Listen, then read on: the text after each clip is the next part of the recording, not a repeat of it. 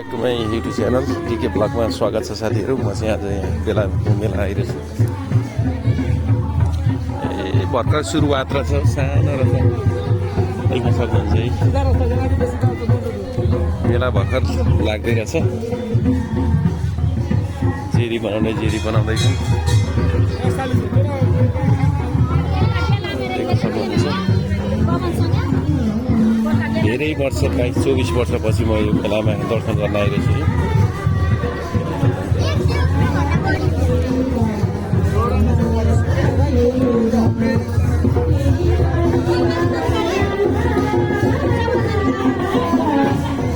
हेर साथीहरू, अहिले चाहिँ धेरै परिवर्तन भएछ, पहिले यस्तो थिएन।